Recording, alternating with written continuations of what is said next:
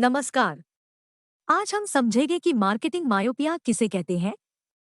Marketing myopia की अवधारणा को थियोडोर लेविट ने अपने 1960 के हार्वर्ड बिजनेस रिव्यू लेख मार्केटिंग मायोपिया में प्रस्तुत किया था।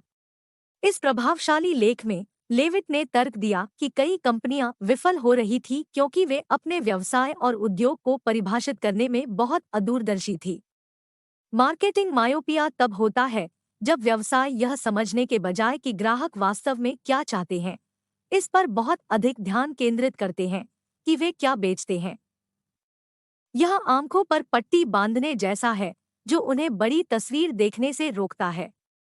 उदाहरण के लिए, यदि कोई कंपनी धूप का चश्मा बेचती है और केवल बेहतर धूप का चश्मा बनाने के बारे में सोचती है, तो वे यह भूल सकते हैं कि उनके ग्राहक सूरज की किरणों से आंखों की सुरक्षा चाहते हैं। इसलिए उन्हें इस बात का एहसास नहीं होगा कि वे धूप से सुरक्षा के लिए टोपी, सनस्क्रीन या फैशनेबल कपड़े भी पेश कर सकते हैं।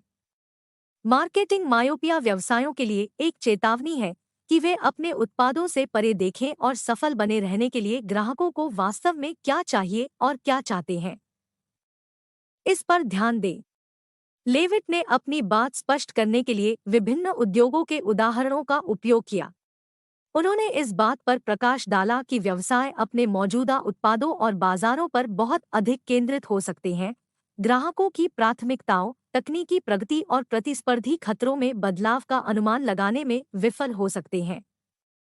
उन्होंने तर्क दिया कि यह संकीर्ण दृष्टिकोण एक समय प्रमुख रही कंपनियों के पतन का कारण बन सकता है।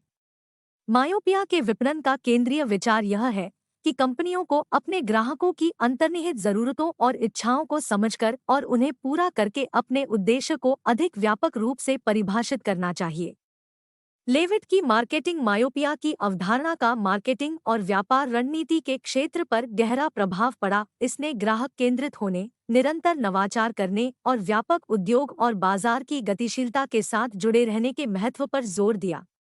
इसने कंपनियों को अपनी मौजूदा पेशकशों से परे सोचने और ग्राहकों के लिए दीर्घकालिक मूल्य बनाने पर ध्यान केंद्रित करने के लिए भी प्रोत्साहित किया। आइए अब कुछ उदाहरणों से समझते हैं। मार्केटिंग मायोपिया एक।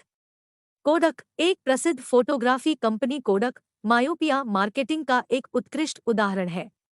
उनका ध्यान फिल्म और कैमरे बेचने पर था, लेकिन डिजिटल फोटोग्राफी में बदलाव को पहचानने में असफल रहे। उन्होंने डिजिटल प्रौद्योगिकी के महत्व और उपभोक्ताओं की बदलती इच्छाओं को कम करके आंका। डिजिटल कैमरा उद्योग के विस्तार के कारण इस निरीक्षण के कारण उनकी गिरावट आई। कोडक ने अंततः 2012 में दिवालियापन के लिए दायर किया। दो, नोकिया, अग्रणी मोबाइल फोन निर्माता कंपनी नोकिया ने कई वर्षों तक बाजार पर दबदबा बनाए रखा। हालांकि वे आत्मसंतुष्ट हो गए और बढ़ते स्मार्टफोन चलन को नजरअंदाज करते हुए अपने मौजूदा उत्पाद लाइन पर बहुत अधिक ध्यान केंद्रित किया।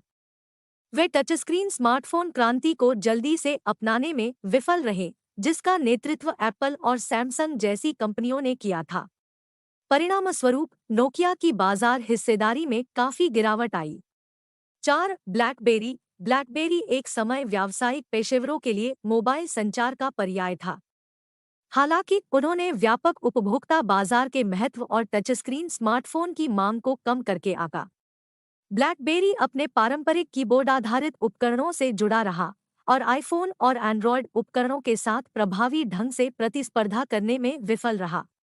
इस मार्केटिंग अदूरदर्शिता के कारण ब्लैकबेरी की बाजार हिस्सेदारी में भारी गिरावट आई।